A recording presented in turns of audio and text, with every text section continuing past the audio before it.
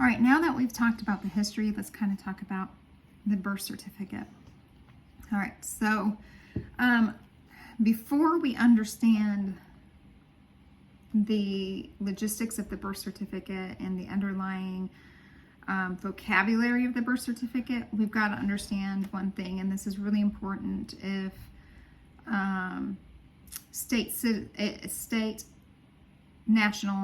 becoming a state national is truly real, we need to understand this well. So back, let me get this right. So in the U.S. Code, which is our law, and the preamble says that God gives us jurisdiction, all right? And over the land, air, and water, okay? Land, L, air, A, water, W, and it spells out law, okay? Also in Genesis 1:26-28, it is our God-given duty to take dominion over the land, air, and water.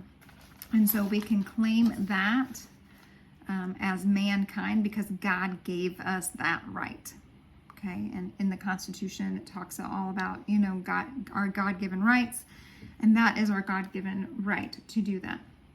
Now, something we need to understand that was confusing, and I don't know if I completely understand that. So think of those three things as different entities. So let's talk about the land. The land is common law. It means dominion over mankind, land, and property. So anything that has to deal with us and land and property, that's common law, and that's the land jurisdiction. Air is, I don't know how to pronounce it, ecclesial law, or like ecclesia, it's heavenly law. This is the canon trust law. So anything, I believe that anything that has to do with our God-given rights, I think. I'm not sure on that one. And then water is the admiralty law, okay? We all know that admirals and oceans go together. This deals with commerce and contract law.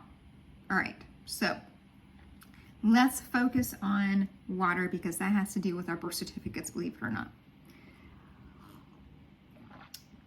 Let's kind of go over some of the terms when a ship comes to port, okay?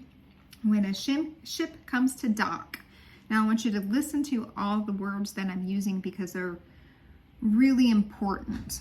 We weren't taught the English language on purpose. We weren't taught Chicago style on purpose because those things have meaning, and we've lost those meaning over time, so we can be taken advantage of. So it's really important for us to kind of relearn these words. Such as legal, like if you ask if it's legal, legal means the undoing of God's will. So we don't want things to be legal. We want them to be lawful, not legal. So we need to be careful we're using the correct words, all right? We don't want to use the word citizenship, okay? So sovereign citizenship, that makes no sense because it's an oxymoron.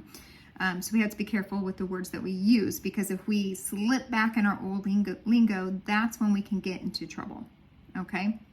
So a ship comes to dock, all right? She comes to birth, ship's birth. Ships are she's. She delivers the product, and contracts are signed and money is exchanged. All right. Now, a mother's 9 months pregnant. She comes into a hospital, all right? Foundling hospitals, all hospitals are foundling hospitals. All hospitals, fire stations, and churches are foundling places where you can leave your child if you decide you don't want your child. It's a safe place for you to leave your child, and they will take care of that baby and find a home for that baby. About right before the birth certificates came out, guess what? All hospitals were deemed foundling hospitals.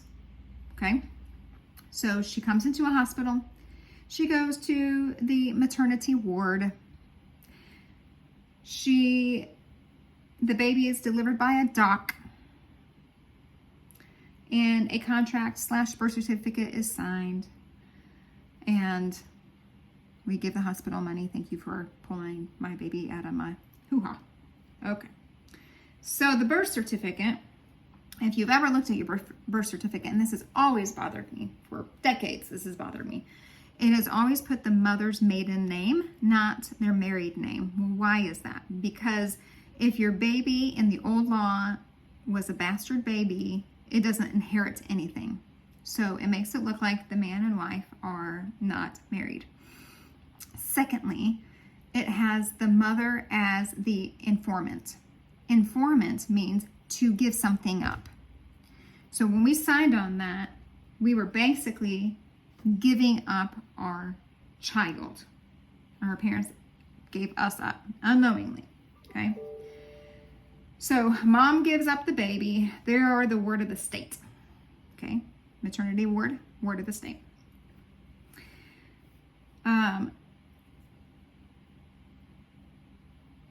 Now,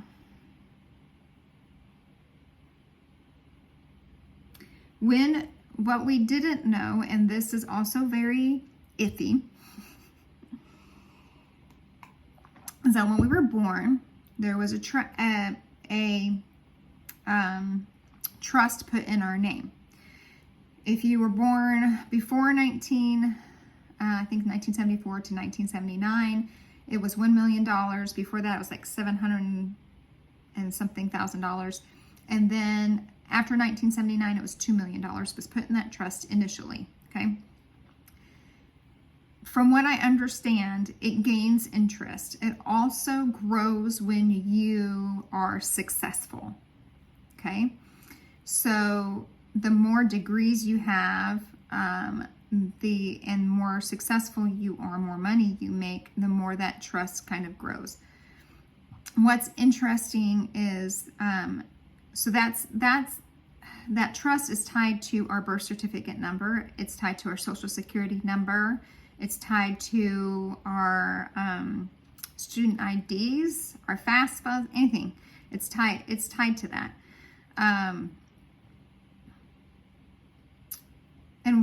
And so this is really interesting. So someone I was listening to was talking about how they were helping people with their birth certificates. And one lady's like, I want to be able to claim my child, even though my child is 21, but he has Down syndrome. And so the lady who's been looking at hundreds of birth certificates said, well, let me see what we can do. And it had no number on it because they knew when that baby was born, it wasn't going to be a productive citizen. And so they didn't create a trust for that child, supposedly. Okay, so this is how this goes. I'm not claiming that any of this is absolutely 100% true. This is just what's coming out of all the research that I've been doing, and people who seem to know a heck of a lot more than I do. And it actually does make a lot of sense. Okay, so there's a trust that was created, and the government really doesn't live off of our taxes. The government lives off of those trusts and the interests that build off of that trust. And I'm not good with numbers and I'm not good with money, so this kind of goes above my head, and it's not something that I'm really terribly worried about, okay? If there's a trust in this deal, lovely. If there's not, there's not. Now, what is interesting is that you can supposedly take your birth certificate number and search for it on the stock exchange and find it. And we are actually traded from one corporation to the next. So the more degrees you earn or the more productive citizen you are, you might be more highly traded. Do you remember when Trump said that human trafficking was at its highest? He wasn't necessarily talking about the border. I think he was talking about us. We are being trafficked. We're being traded and sold. So that's really interesting. Anyway, so let's kind of hold that, put a pin in all of that. I'm going to take you back to England in 1666, which is a really interesting number, 666. Okay, so at that time, this, I don't know how to pronounce it, the Sescu v. Trust Act came to be. I think that's when our trusts came. But with that also said that if you die and your body's not found, after 7 years we can claim you dead and the government can absorb all of the property. Yikes. So what happened shortly after the Sescu v. Trust Act went into effect? Oh, the plague broke out. And that big old fire happened in England. And between the two, it killed anywhere from 25 to 50% of the people, of the population in that area. And so that was a heck of a lot of property. So let's go from England back to our birth certificate. Guess what needs to happen? You've been birthed into Admiralty law and contracts have been sold and you have this trust.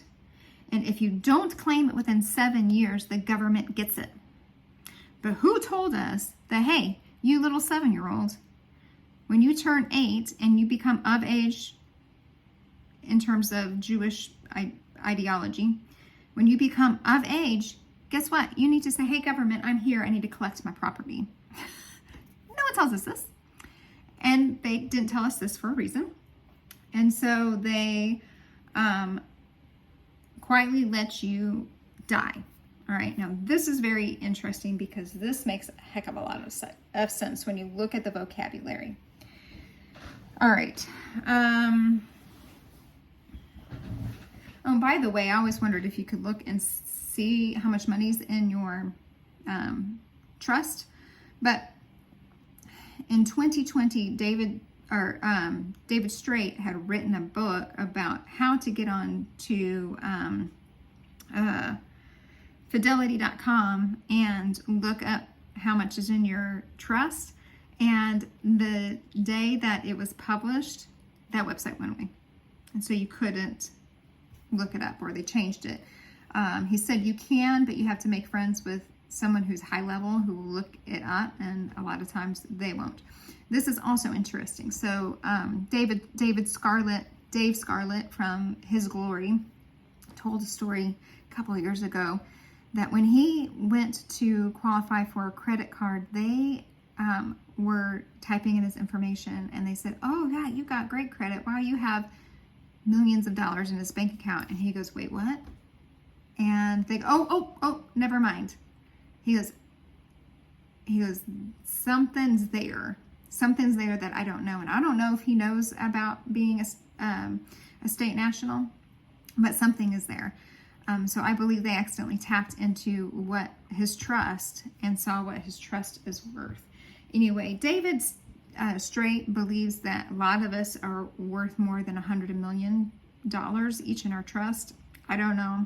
I'm not going to get too excited about it because I just don't know. So the question is, are we really dead? All right. Because I am not 7 anymore, as you can tell. But let's look at some of the vocabulary that we use. That corporation, that corpse, corporation. The court system is very interesting when you look at this, okay? So a summons actually means seance. Summons means seance. So you get a summons, you come to court. Everybody's in black, right? Black robes. This is actually like a satanic ritual kind of thing. And the judge or the person off to the, this person off to the side, I don't remember who it is. Anyway, it says, all rise for the honorable judge so-and-so. And everybody rises from the dead. All right. So do you also remember when Sidney Powell went to court and said, you know, the people is saying that the election was stolen, the election stolen, the election is stolen. And the courts kept saying back, they have no standing. Do you remember that? I kept saying, that is weird. We have no standing. What do you mean we have no standing? We have no standing because we're dead. We can't stand. We're dead unless we're summoned. We can't stand unless we're summoned. So it's very interesting, some of, when you start diving into the lingo, how much more it makes sense. All right, so now we have to claim that we are alive. We have to claim back our property because it's our God-given right. All right. And not only do we claim back that, but we claim back our sovereignness. Sovereignty? I don't know. I was going to say sovereign citizen, but I was going to slap myself on the wrist when I said, about ready to say that. Sovereignty. That's it. That's the word. Bingo. I knew it was going to come. So we need to claim our sovereignty because we are free entities. And what's interesting is that years ago when God put this on my lap and I dismissed it as like, this is not true. Then he put a sermon on my lap that talked about, here are your lanes of authority and you better take your lane of authority. And for God gave governorship for the family, and you better take ownership of your family and protect them. And so I started doing that, like really forcefully saying, no, you're not going to put masks on my children, and using the code of law for that. And he started shaping me to understand that he gave us dominion over things. And now this is saying that we need to take our God-given rights back and take dominion over things. He's really opened my eyes about our police department. Now I back the blue, but now I'm understanding that the police are actually created by the corporation and they weren't really created by the Constitution. In the Constitution, it says we should have militia. And if you look at the word police, it's actually policy enforcers. And that's what they do. They're policy enforcers. So someone tells them you have to have a license to drive and pull over people who don't have a license to drive. They're enforcing the policy. Okay, policies also go with corporations. So almost anything that we do that the police pull us over for is unconstitutional. Like they shouldn't be pulling us over for those things. That's enforcement of policy.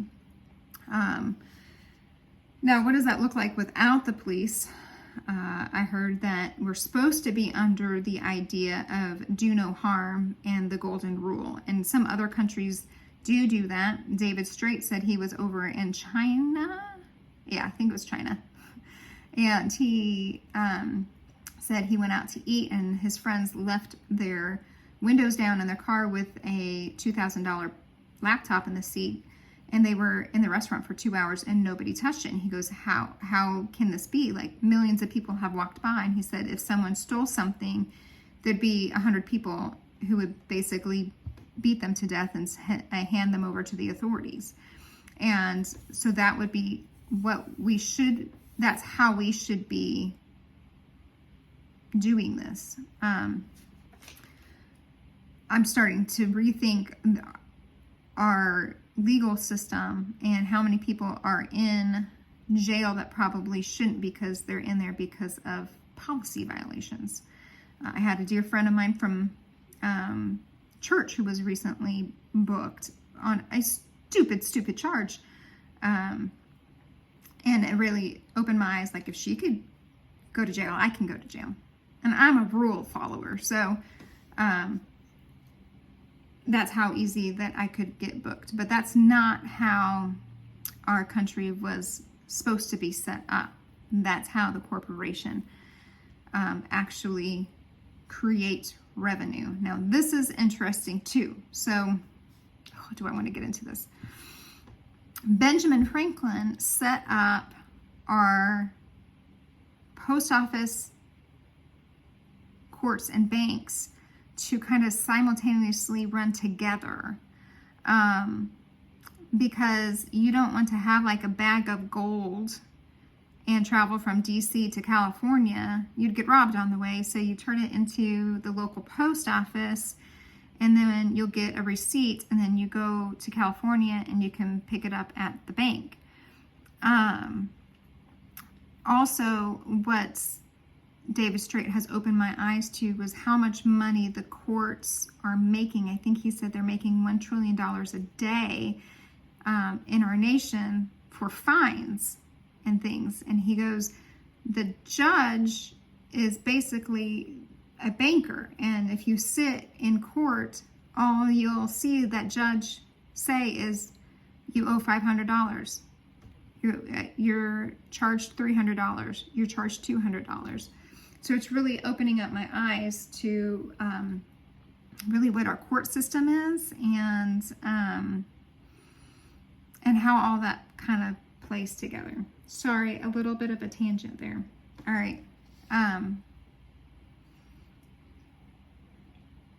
So really, I'm curious about becoming a state national, not because of this possible trust fund, but because I want to claim my God-given right and have that authority that God gave me, because I feel like that's my duty to claim that. And I think the more people that claim that, the less control the corporation has over us, and then they won't be able to stand. All right.